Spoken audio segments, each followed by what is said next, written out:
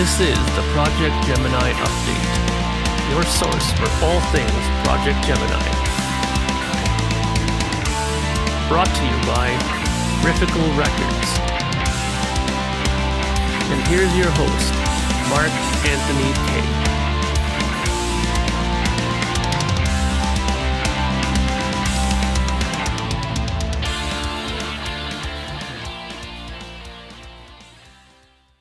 Greetings, friends, and welcome to a very special episode of the Projekt Gemineye Update.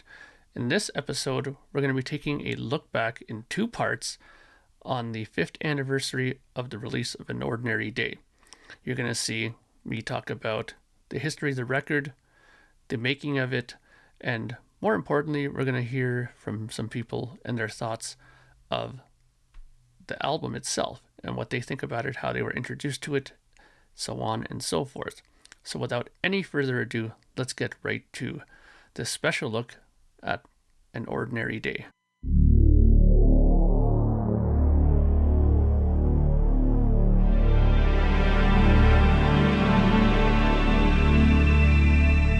If you would have told me 10 years ago that when I broke my leg and ended up in hospital for 4 months, that would have been the start, or the trigger, if you would, for the beginning of Projekt Gemineye and An Ordinary Day, I probably would never have believed you. But here we are, 5 years after the fact. Riffical Records presents a look back at An Ordinary Day.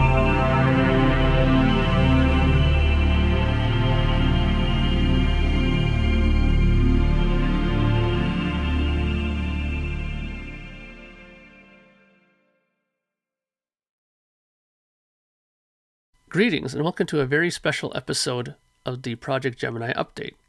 On this episode, we're going to be taking a look back at An Ordinary Day, as we are coming upon the 5th anniversary. 5 years, can you believe that? 5 years since that record has been put out. In this episode, we're going to be taking a look at the making of it, some of the inspirations of it, what happened before I made it, and I'll get into in depth on it song by song. And another thing that I'm going to be sharing with you guys, which I'm very excited about, is we received some videos and some audio from various people within the music community and within the internet VC community and, the internet music community, giving me their thoughts about An Ordinary Day, what they think of the record, how it's, stood up over the years, when they got it, so on and so forth. Their thoughts on the album. So you're not only going to have my aspect of the record, you're going to have, some opinions from people within the community. You're going to have people like Julian Gill, highly respected music writer, and the man behind the Kiss FAQ podcast, who I've been honored to have worked with for such a long time on that podcast. And he's also done some reviews of my records, so he's going to be doing it. I was very excited to get it from him because I really respect him as a music writer as well as just a good friend. Also, the guys from the Progressive Palaver have sent in something.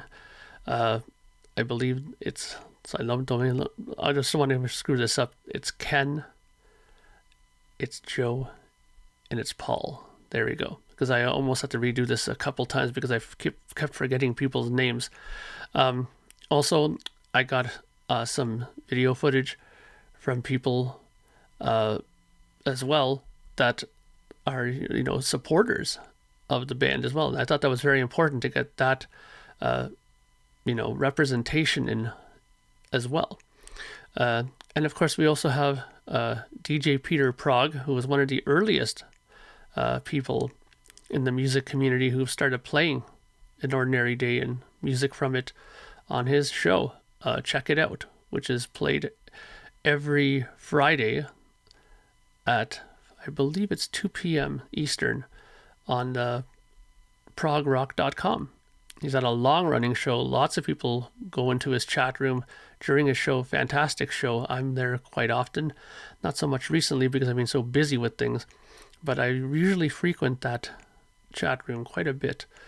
Yeah, so we're gonna have those people on here, and some segments from me, little things here and there talking about certain things, maybe even some flashback to some videos that I did from way back, talking about some aspects of the album. So without further ado, let's cut over to one of those videos now that were submitted in there. So let's cut over to Mr. Julian Gill and get his thoughts on An Ordinary Day.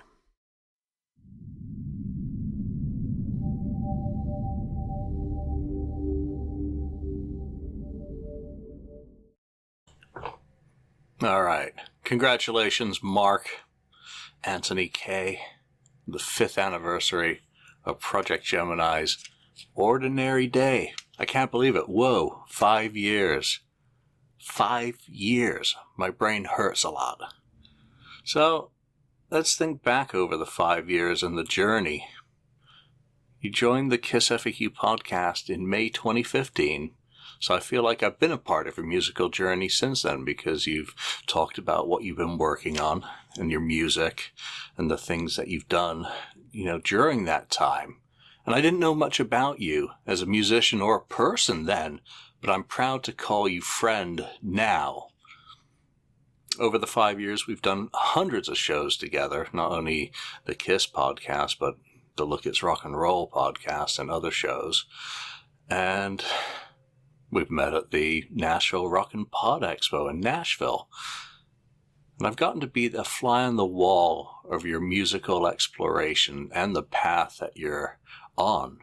And who knows where that goes. But 5 years, we're celebrating this keystone, this foundation, the start of that journey. And while it wasn't your musical beginning, because I know you did quite a bit before then, it was the first release by your Projekt Gemineye. One-man band. Well, it was a one-man band at the beginning. And I've had this on repeat all day long with a couple of other of your albums. But I'm still amazed by it. I'm still amazed by how refreshing, how fresh it is, how dynamic. Just the songcraft, the impeccable instrumentation, the production, the care, the love, the passion that you've put into your music. Something that you were doing straight out of the bag 5 years ago. You didn't have to develop as an artist. This single album was you and is you to this day. And while you've certainly developed since then, this is as fresh now as it was then. So it's still a very enjoyable album. It's still strongly recommended. And I'm surprised. I felt the same feelings today listening to the album again. And it's not the first time in a long time that I've listened to it. I do listen to your music quite often. But I had the same feelings that I felt on that very first listen 5 years ago. And I smiled. Thinking back to the path that we've been on together as friends and how your talents have grown over those 5 years. You've grown. You've expanded your horizons. You've done your Lower Third Collective and the Dark Monarchy project since. You put out, 6 albums since then. It's absolutely incredible. And you've put them out on CD, self-fulfilling, orders to fans. You've done Bandcamp. You've done vinyl, which is really impressive. You've had a fan base involved. You've built a fan base since An Ordinary Day came out, and you engage them regularly with updates and wonderful videos that you explore what you're working on to share with us as fans. But that's the foundation. That's the keystone. The elements that remain a core of your identity are present on that album. But, let me sum it up. It's 38 minutes of glorious progressive metal, total sonic bliss. So congratulations on your 5th anniversary. Here's to many more years of your music and the joy that you share with us.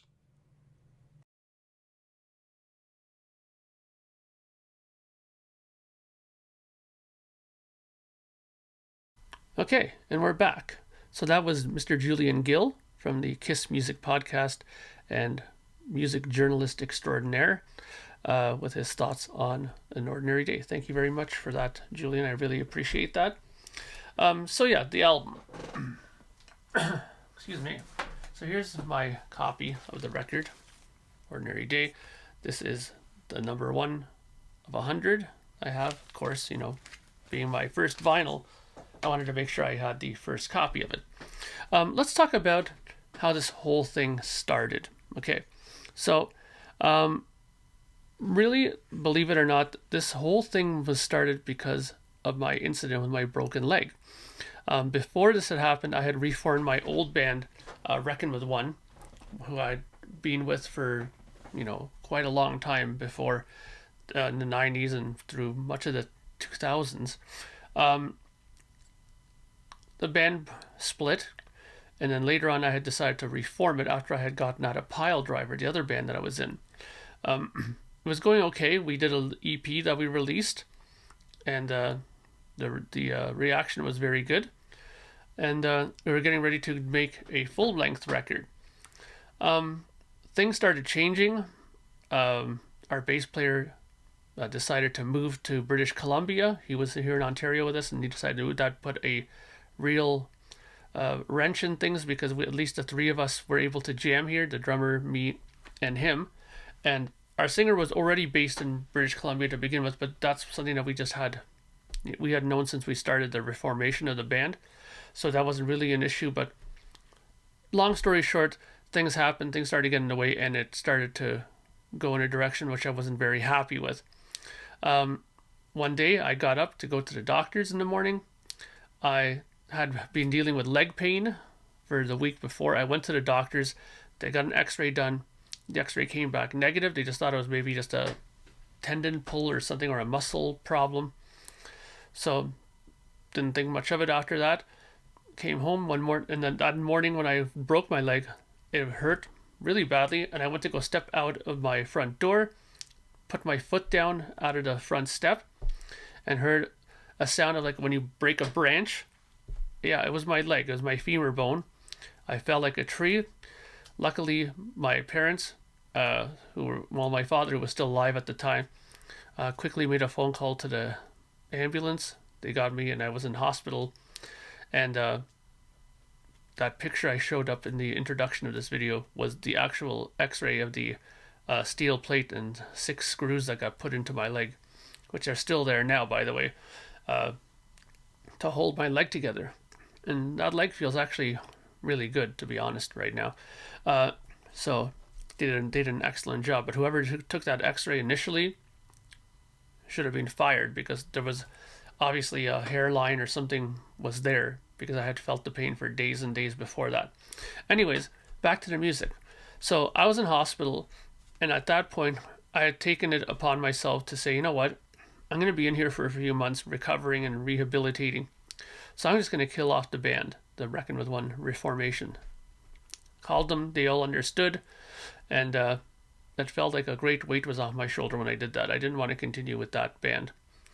So I thought about what I was going to do next. At first I didn't think much, because when you're in hospital recovering, you don't think you're going to do anything really.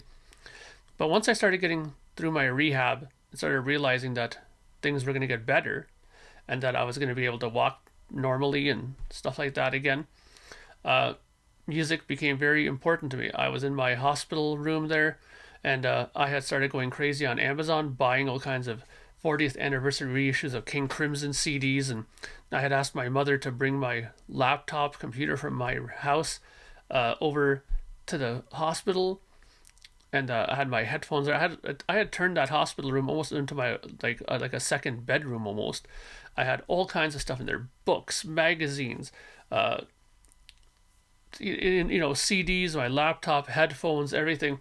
So I really started getting back into music. I started listening to podcasts. There were not many back then at that time when I broke my leg. There was a few, like Three Sides of the Coin, Podcast, and stuff like that. They were relatively new, but they were exciting, and they started getting me excited into music again.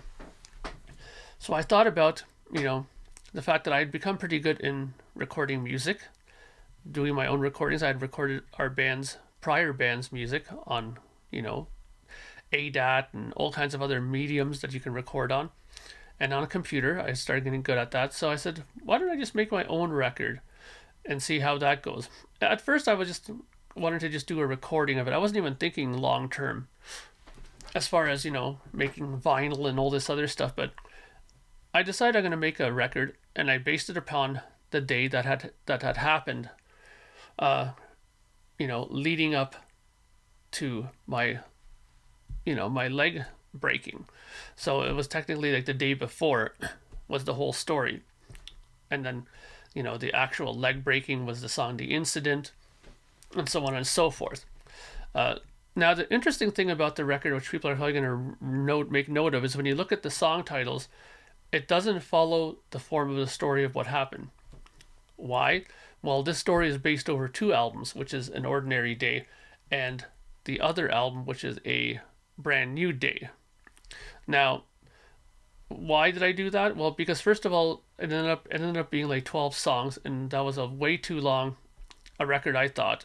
It was probably about almost 65, 67 minutes long. I didn't want to make a record that long, especially a first record. And because of the fact that once I started committing to the fact that I was going to do a CD release and then even a vinyl release, I had to think in terms of vinyl. 42 minutes maximum. And the way the songs are written, certain songs or configurations of it would only fit on one side. So I couldn't do the proper story way and have it on the record. You know what I mean? Like I couldn't have the first 6 songs of the story fit on Ordinary Day. It just was too long. So I had to put some of the songs off of Ordinary Day onto the old that were going to be on Ordinary Day onto the other one, and then the other one back here. So I had to do like a mishmash of the story. Now, one thing I am planning to do later in my, later on in the whole lifespan of Projekt Gemineye is to release a version of this album in its proper form. Now, it'll maybe just be a digital version. Maybe I'll do a CD of it, but it'll be probably like it would have to be a double album if I did it on vinyl. I don't know if I want to do that. But in any case, that was the reason why I had to do Ordinary Day the way it was, because in order for it to fit properly on the record, certain songs made the album flow better. Certain songs fit on the side. So that's why that happened. Now, excuse me. Now, as far as the lyric writing was not difficult in the sense that I knew what the story was going to be. It was my story about my leg and my break there, how an ordinary day can turn very unordinary very quickly. But years back when I started doing these videos, I had put up a clip of the places that I went to write these lyrics for this record. So let's cut over to that now, and I'll show you back to some of this footage that I have archived of where I went for inspiration to write the lyrics. So let's go over to that footage right now.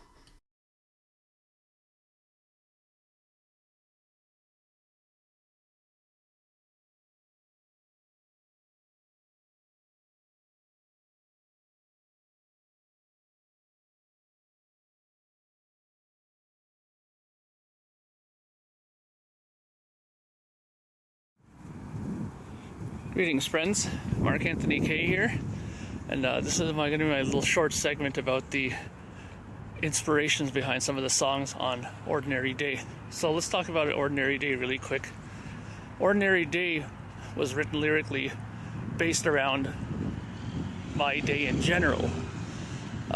Every day I used to come down to this place here, which people, if they live in this area in Brampton, this is known as Chinguacousy Park. And every day I would come and do my daily walk here. And the way the title kind of came about was whenever somebody would ask me in the morning what I was doing or ask me what I did, I'd say that I'd come out here and do my regular daily walk, and I'd always used to say that if I did it, it was just an ordinary day for me. So that kind of sprung into my mind when I was writing the album. And obviously there's more to it than just me taking a walk in the park, but the whole idea of routine sort of stemmed from it. And this park here is sort of the basis of where the idea came from. Just really quickly here, when you look down this side of the sidewalk, we get down to what seems to be a little ravine area here. Sorry, I hope this is not shaking like crazy, but can't really do much with a handheld. Maybe I'll just stop here for a second. So anyways, if you look down there, there's like a little bridge. And that little section down there is the basis of another song. I believe it's Funny Feeling. Yes, Funny Feeling was kind of sort of derived off of this little bridge section. And you'll probably be wondering, what could that possibly mean? But that's for another update and for another I guess section of the influences and the aspirations and influences of what were used to write this album. So until next time, greetings friends, and welcome to another quick little segment for the Projekt Gemineye song analyses. As you can see here, if you can get a good close-up on that, we're here at the Brampton Flying Club. Now, you're probably wondering or asking yourself, why am I filming here? As you can see, many little small single-engine aircraft here. When I put the picture up of the lyrics for this song, you'll notice at the bottom I put the cities in which I wrote the lyrics. And Brampton was one of them, and at the bottom there was another couple of cities which seem to slip in my mind. One of them is probably Caledon, I believe it is. But this place here, where this airport is under a different city name. And over here is the runway.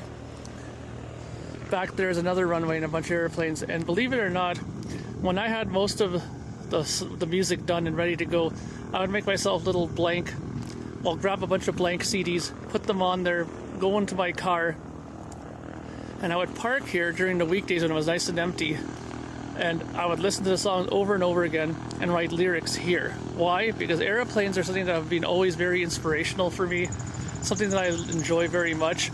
I've gone up many times by myself, well, not by myself, with another pilot, but just me and another guy in these kind of airplanes, and I'm destined one day to get my pilot license for sure. But this is a place of great inspiration for me where I write lyrics. So just wanted to show you guys really quickly where another great spot of inspiration is for me, and that's right here at the Brampton Airport. See you guys later. So there you go. There's some historical footage, if you like, in terms of the inspiration that came to me, or where the inspiration came to me when I was writing lyrics for this record. Like I said, the story itself wasn't difficult because it was just what happened, but finding a way to word it without writing an actual novel, you know what I mean? You have to write it differently when you write song lyrics. And I think I did a pretty decent job. And of course, the main thing with this whole thing when I started thinking about doing it was the vocals. Because at first I was thinking, should I do it with another singer, like bring in a singer? And I said to myself, this is going to just be the same thing that I was having an annoyance with in the other situation with my other band. Is I was waiting for people to do things. There was always something coming up that they couldn't do stuff. I had to wait for things. And I said, you know what? I'm just going to do it. Even if it isn't the greatest singing in the world, at least it'll be mine. It'll be genuine. I'll put my feel into it. Hopefully my emotion will come through in the singing. And I'll just get things done at a more better pace if I do it all myself. And I think I've proven to you guys that that's the case because, since 2016, it's been 6 albums that have come out, 6 CDs, 5 vinyl. That's not something to sneeze over. Plus 2 Dark Monarchy albums, well, the second one I'm working on now, and a release of the Mark Anthony Kayla III Collective, digital only thing, EPs. I mean, you have to admit, me doing it by myself made the pace of this go much quicker. I was able to do more, and I really enjoy doing it this way. So that's kind of why I've kept it that way. That's why I started it that way. And I know a lot of you have said that you really enjoy this first album, and that really makes me happy to hear whenever I hear that you guys have really enjoyed this release that I put out. Now, with that said, before I go on to the actual talking of the recording aspects of this record, let's go over to another segment or another submission of somebody discussing their thoughts on an ordinary day. So let's go over to that segment right now.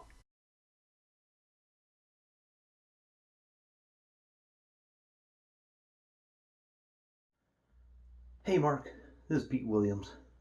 The first time I was ever introduced to your music was through a mutual Facebook group who shared your upcoming album at the time, An Ordinary Day.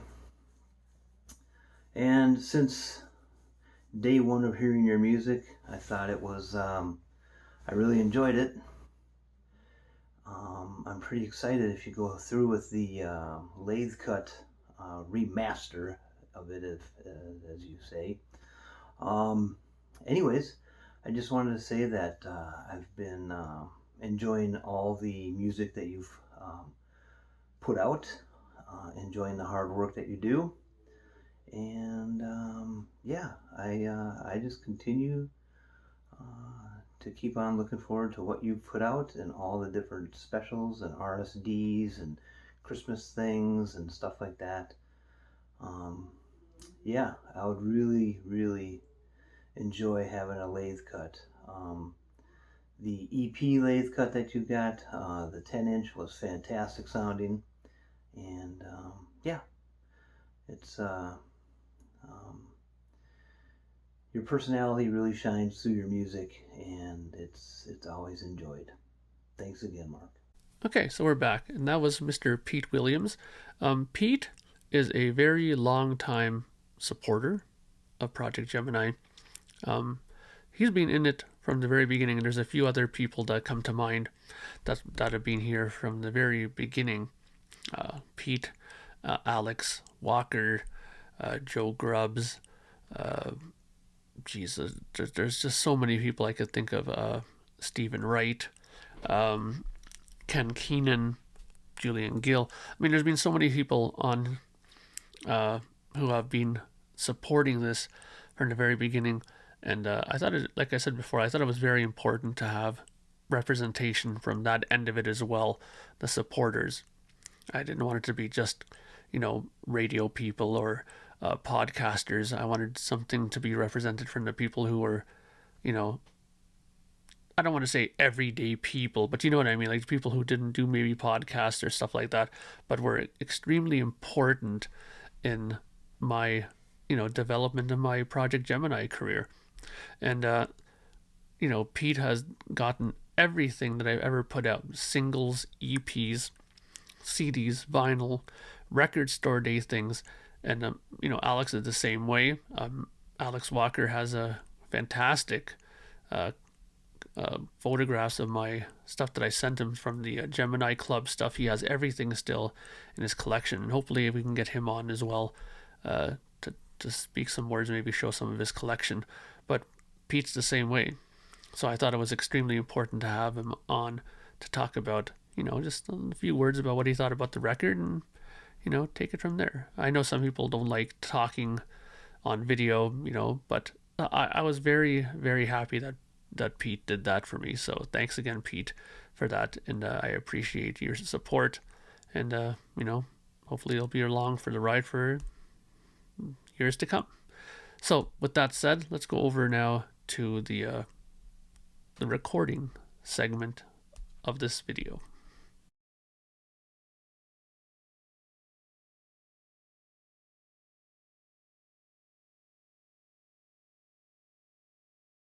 Okay, and we're back. So, in this segment, we're going to talk a little bit about the equipment that I used to record the record. This is something I've been asked quite a bit. A lot of people liked the record, liked the sound of the record, and wondered what I did to achieve the sounds that I did. Now, being that this record was done 5 years ago, my studio has sort of changed a little bit in time. Some upgrades were made, other things were the same. But let's go through some of the things that I used that were important, I felt, in terms of getting the sounds that I got. Now, of course, the guitars are one of the main things.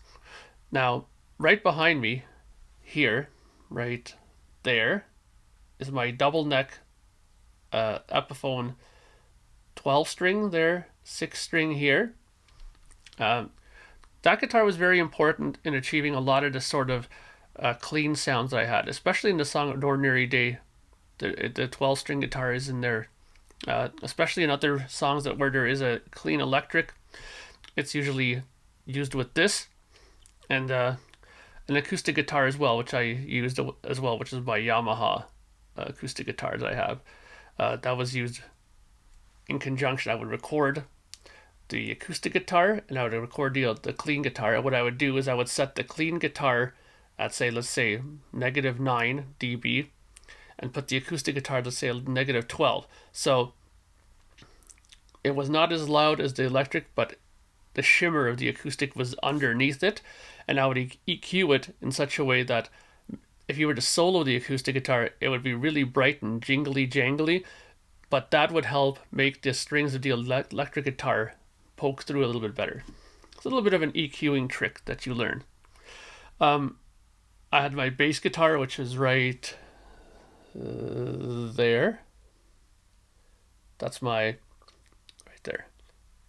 My Ibanez SD 200 or 400 series. It has active pickups, so it was really good in terms of getting a fantastic tone, because it was active and it had a 3-band equalizer on there. You could get all kinds of fantastic tones. You could shape out the mid and give it a little extra bass, but the main secret weapon, and I can't stress this enough for people who are recording bass, is this here. And I'm sure I've showed this to you guys before, but I have to show it again because it is that important, is the Ampeg DI that I got. The SCR DI. Now this thing, like, I don't know how else to say it, but when I did this and used this, it took my bass amp sound from, my bass sound from, okay plain Jane to just incredible, because it has the ultra low, the ultra high, just like on the amps. It has a very good EQ section, and over here it has the scrambler, which is actually like adding that kind of Gene Simmons growly distortion in it. And it has an XLR out and an insert out, so you could run this straight out into the sound interface, right? And just have a perfectly normal DI sound, and then you can run the XLR out and use the EQ section on here and have two totally separate tones. And if you wanted to use an amp, you could just run the line out to the amplifier and mix and record both of those sounds separately as well. Fantastic. What it did for the bass sound is just unbelievable. It just made it so present, so full. I mean, it was an absolute pleasure to mix the bass when that was on there, and I've used it ever since. And will never probably do a album where I play bass without this. Now, it is a little bit of an investment. When I bought it back in the day, I paid $240 for this Canadian. It's not cheap, but it is worth every penny that you'll pay for this thing. Now, I don't know if they still have them available now and if they've gone up or what the case is with it, but they are worth getting. Another thing that I also highly, highly recommend, and this has to do with recording vocals, electric guitars, all kinds of stuff. Now, right now, I have an ART, I gotta find the name, ART Tube Mix mixer. It's a 6-input in mixer. I'll try to put up a picture of it here on the screen, because I have the camera built into my screen here, so I can't really move it over. But this mixer has 6 inputs in, stereo ins, mono ins, and it has the outputs. I take the stereo output, the main mix, out into my M track, my M audio M track. Yeah, it's a kind of old sound interface, but it's done every album I've done, and it sounds great. The only flaw of this sound interface, and why I might upgrade it, is because the highest I can record at is 24-bit 48K. Now I'd like to be able to do 24-bit 96K. I don't think there's any reason to go any higher. I know people are doing like 120, like all kinds of huge numbers, but for what? I don't really understand that. But and even 96 doesn't make sense. 48 is perfect. They sound fantastic. You can do all kinds of high def stuff with that too, so whatever. But in any case, I have a mixer now that I use that has a 3-band EQ, auxiliaries and stuff like that, and that's great. The main reason why I got that was because I started to want to use keyboards in stereo, and do some kind of microphone setups where there's multiple microphones. What I was using before was this, the ART Tube MP, Professional Tube Mic Preamp. Now basically what this is, and you just plug in, there's inputs and outputs here, right? You plug in your XLRs, here's your XLR in, and then the out, and the same thing here with the 1/4 inch in and out. Now it only has a few things on there as far as controls. As you see there, it has input and output. It has a normal gain switch. That red one on this one here is a gain. This one here is the middle one is phantom power, and the other one, let me see because I didn't get a good look at that, is a phase reverse. Yeah, so if you're thinking that your microphone might be out of phase, you just pop that and it'll put it into phase. Now this has a tube in it. You can kind of see it right here. So when you plug it in, it's best to leave it to warm up for a little bit. I did all the guitar tracks, all the bass. Like I'd plug into the Ampeg, and out of the Ampeg I would plug into this, right? I would get the input up like maybe 12 o'clock, maybe a little bit hotter sometimes, and then just adjust the output so that I don't clip. That's the great thing about it, you can adjust the output so you won't ever clip, right? But depending on how hard you drive it, you can get some really crunchy kind of sounds out of it. Like if you're driving a mixing console really hard, or you can get much cleaner tones out of it. But I did the whole album with this. Everything got shunted through this, and it worked great. Like I said, the only reason why I got a mixer was because I wanted to have access to more tracks to do more different microphone situations, like maybe double mic a cabinet or something. But my other thought was I was going to buy another one of these and have 2 of these instead. You can still buy these. I went to Long and McQuaid, and they still have them available. $45. It's a steal because it's old tech to them, right?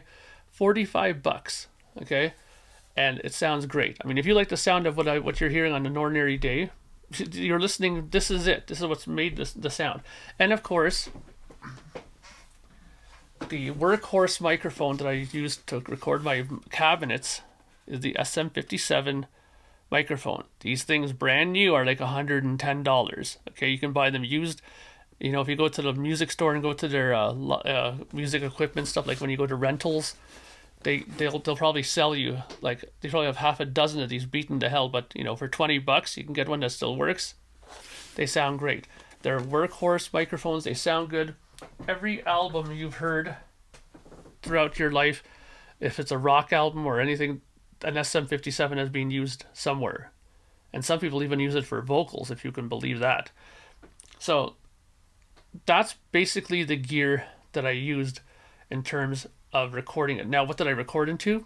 From the very start, I've been a Pro Tools person, and the Pro Tools system has worked great for me. I've used Pro Tools 11. I have no intention of going any higher than that. I don't like the higher ones, Pro Tools 12 or whatever. I never liked it. And you can get away with using stock plugins like the stock delays and EQs and stuff. I did upgrade and buy some from Waves, especially when they have a lot of these sales.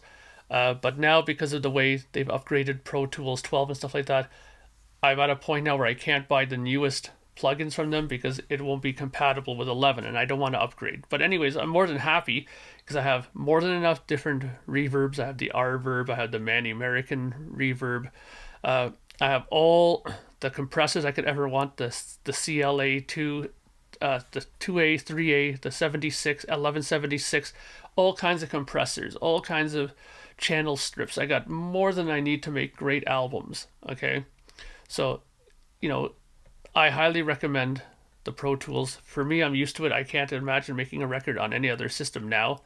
And the other thing is speakers, and a good computer. I mean, I'm using the Apple iMac for this. Works perfect. Never had an issue ever with it. And I have, if you can believe it, standard little 6-inch speaker M audio speakers. Now, it doesn't matter the size, in my opinion. You can have 4-inch speakers. You can have 8-inch speakers. The main thing is whenever you get speakers, listen to lots of music on it. Get all your favorite albums, play them through them, listen to them, get used to the speakers so that when you start recording your own stuff and you're saying, I wanted my guitars to sound like AC/DC, or I want them to sound like Dream Theater, or I want them to sound like Steely Dan, I've heard those songs through these speakers and I know what they sound like through there, so I can kind of get my sounds close to it because I know what it would sound like to get those tones. So that's the all important thing. So that's basically the run through for the gear. Now I'd like to go to a segment where another one of my supporters and good friends from the Progressive Palaver give you their thoughts on An Ordinary Day. So let's go over to that right now.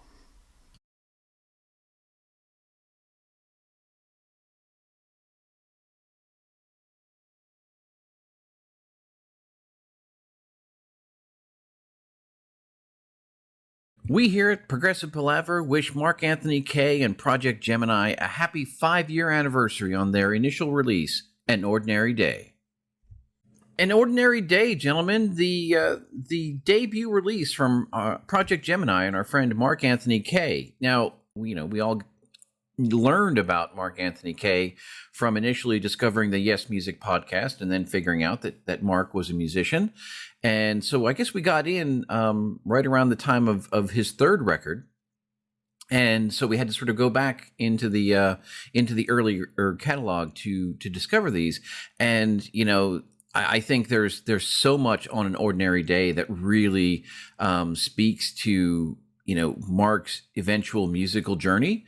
And of course, at the time, we had no idea of where his journey had started. But, this is really a pretty strong debut in a lot of different ways. And you can see some of Mark's influences, but it certainly provides the blueprint for what we have come to know for Mark as a musician as well. I think you could say it is the quintessential Projekt Gemineye record. I mean, it has all of the ingredients that cook and bake into all of the things that you will hear in the catalog. And no matter where you come in, when you go back, you still get the delicious, raunchy, and yet also crisp guitar tones. Mm. My favorite, particularly in early Projekt Gemineye, are the, shall I say, the mid version Rush synth influenced things. I love that. I love that. I literally can't. I was thinking the phrase mid series or mid version Rush myself. That's amazing, Paul. Yeah, they're spectacular. The title track gives a little tip of the hat to Rush at the very beginning with the the little Xanadu. Absolutely. It's just fantastic. The thing about Projekt Gemineye and Mark that I've always really enjoyed is when you listen to Mark play guitar, for me, it's like everything between, Rush, Metallica, Queensryche, and Marillion, like all mashed into one, yet somehow in its, his own unique style. But, you hear that melodic progressive influence in the guitar playing, and it shines through probably no more so than in this opening record. Yeah, I mean, you can really focus in on the guitar tones and just kind of relish in them. And the guitar solos are always very melodic, and the speedy licks never come at the expense of melody, which is important. And you get a little nod for some of the prog heads when you get The Journey, which is a long form type composition, goes a bunch of different places which is, it's just like I said, there's so much here that you can just sort of sink your teeth into. It's fully formed Project Gemini. Project Gemini just kind of came out, and here it is. And it moves on from there. It's very much in line, and it's not something that makes you go, yeah, I have it because I'm supposed to have it. But it's really enjoyable for its own sake. Yeah, absolutely. And like, I'll just, give a shout out to the final track, Ride On, that instrumental. Still one of my favorite Project Gemini tracks, spanning all of the records. And I think we would be remiss when talking about a Project Gemini if we didn't talk about the artwork by James McCarthy. Good call. Because here again, while Mark himself sets the tone sonically for Project Gemini, the artwork by James is throughout the 4 Project Gemini releases, as Mark and James have sort of developed their relationship between the sounds and the visuals, and we've talked about this when we've had Mark on the Palaver. It really, it's become an integral part of the experience for me as well. For me, Ordinary Day has quite a bit of energy in the guitar sounds and just a hair of recklessness, just maybe hints of Mark's previous punk career and and things that we've done, guys. Some of that youthful stuff where you're digging in with, like you said, Paul, like a bit of a Queensryche vibe or an Alex Lifeson vibe. It's fantastic. And Mark, if you're listening, I know you are. Please share the wealth. I think you're poised to start a label or to be a producer or just a consultant of sorts, because getting my hands on the various media that you've created, the MP3s and whatnot, and following your path through digital mastering, vinyl mastering, all that you do, maybe the time is to branch out, voice what you need to, write what you need to, and produce your own music. And then maybe when that path starts to veer, see what you can do with those skills on a wider scope. I think you've got some mad chops, buddy, mad skills. Yeah. So again, congratulations to Mark and Project Gemini on 5 years since An Ordinary Day, and we very much here at the Palaver look forward to the next 5 years and what comes next, and we're happy to have Mark and the Palaver family. Okay, so there you had a nice little segment from the guys from the Progressive Palaver. Thanks to those guys again for doing that for me. I really, really appreciate it. And looking back, the guys at the Progressive Palaver have been involved with Project Gemini for a very long time, actually, now that I come to think of it. I'm looking at my notes here because I did have to go back and do some research on this because it's been such a long connection with those guys that I wanted to go back and kind of address it properly. As far as I think the first connection was, I know that they mentioned to me that they were listeners of the Yes Music podcast, which I do, on a weekly basis with Kevin Mulrine. And they were, supporters of that show. And I believe I might have sent a CD or might have sent some songs to them. I'm trying to remember how they heard some of my music, because I remember one of the earliest things I heard on their podcast was they had a mailbag episode. And I believe it was Joe or maybe Paul Zotter who mentioned that they had heard some of my music from probably a Brand New Day or something like that. And they said they were really hit by the mid 80s keyboard thing, like they mentioned in their segment there, and that they were really interested in the music, which kind of prompted me to reach out to them and contact them and see if they wanted to have a chat and talk about Project Gemini. And they were very open and thrilled to do it, so we got together. And from my notes here, I've sat down with them several times. I sat down with them to talk about book 1 I sat down to talk with them about The Dark Monarchy with Joe.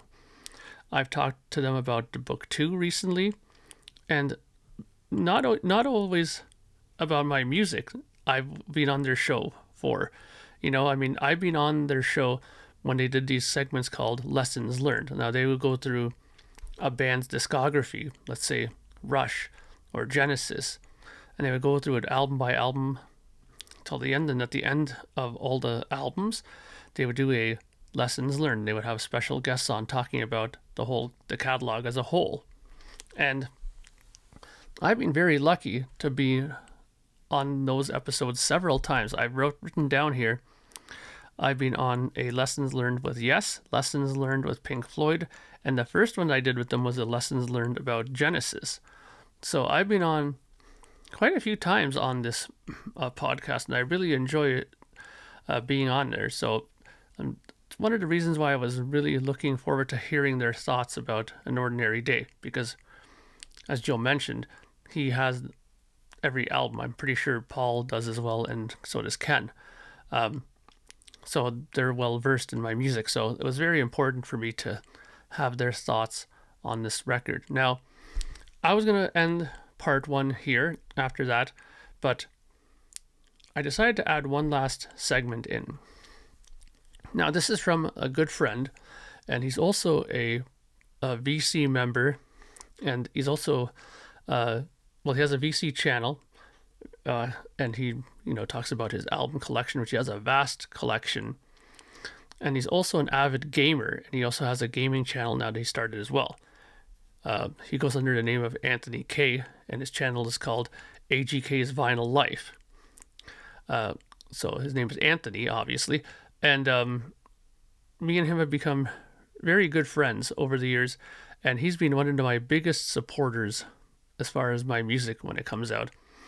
He's talked about my records numerous times on his podcast, and I thought it very important to end off part 1 with his segment, because in part 2, I'm going to be talking about the importance of the internet, the importance of podcasting, and what it's done for my music career.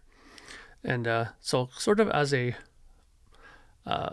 like a precursor to that episode, I'm going to go over now to Anthony's segment, and that'll be the end of part 1. But like I said, I think it's important to end part 1 with this segment that Anthony brought in. So once again, thank you, Anthony, for doing this for me. And let's go over to his thoughts about An Ordinary Day.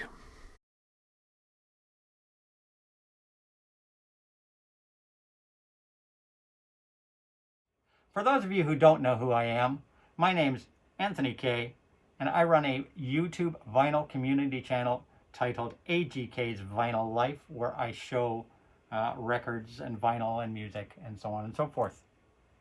And I was approached by Mark Anthony K to add a little something to this video, which is celebrating his 5th anniversary of his debut album and my experience with it.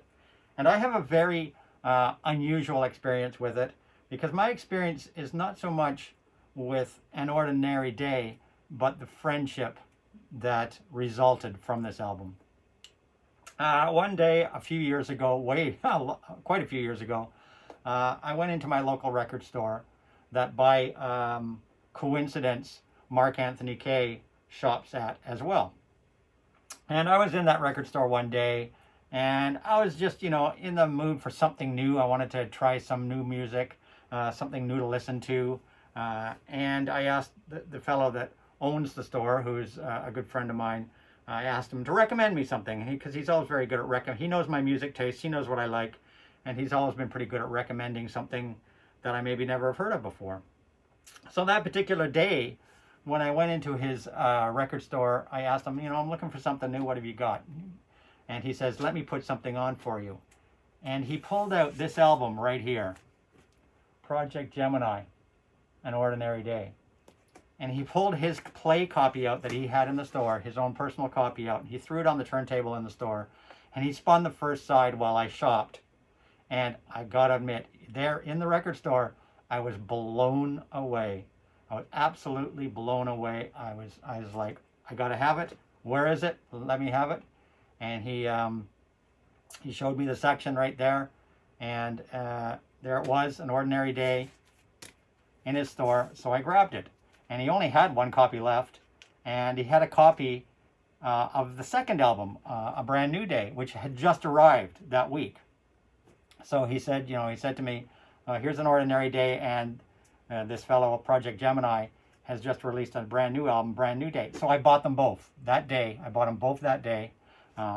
Based on hearing side one of this album in the record store, I bought them both that day.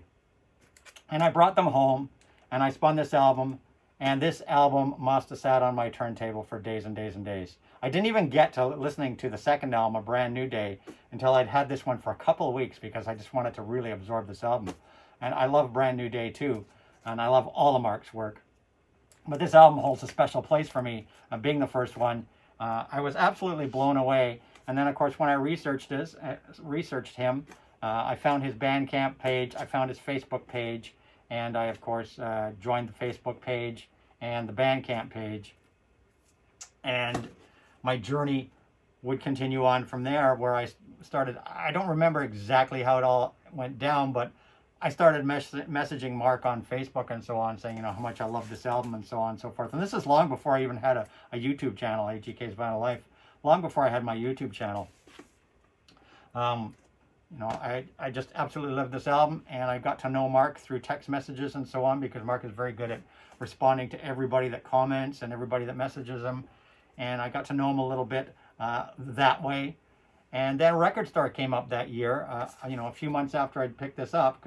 I think maybe, I don't know, a couple months after I'd picked this up, Record Store came up, and I was heading to Record Store Day at the same store where I had bought this album. And I asked Mark, I go, Mark, you going to Record Store Day at Rick's Recollections? And thank you, Rick's Recollections, for introducing me to Projekt Gemineye and Mark Anthony Kaye. I can't thank you enough. So I said, you're going to Rick's Recollections for Record Store Day? And Mark's going, yeah, I'll be there. I said, let's meet up. So Record Store came, and I met Mark at Record Store Day, and he and I went shopping for records together at the record store, and stood in the line together waiting to check out, and got to know each other very well. And at that time, I think Mark had brought me CD versions of his first two albums as well. So I had the CD versions as well. And that began a really great friendship with Mark. And Mark and I have been close friends ever since that day, at that Record Store Day. We've been very close friends. And so not only did this An Ordinary Day introduce me to a wonderful new progressive metal artist, but it also introduced me to a wonderful new friend. And I love this album. I cherish this album. And happy 5th anniversary, Projekt Gemineye. Happy 5th anniversary, An Ordinary Day. I look forward to the lathe cut remaster and re-release of this album. Anybody that doesn't have this album, get it. It's a classic as far as I'm concerned. And my friendship with Mark is a classic. And I'm proud to call him one of my best friends in the whole world. And so, cheers, Mark. Cheers, Projekt Gemineye. Cheers, An Ordinary Day. Rock and roll. Oh, and P.S., Mark, I wore this Doctor Who hat and Kiss shirt just for you, because I know you're a big Doctor Who fan and a massive Kiss fan. So I wore these for you. Cheers, buddy.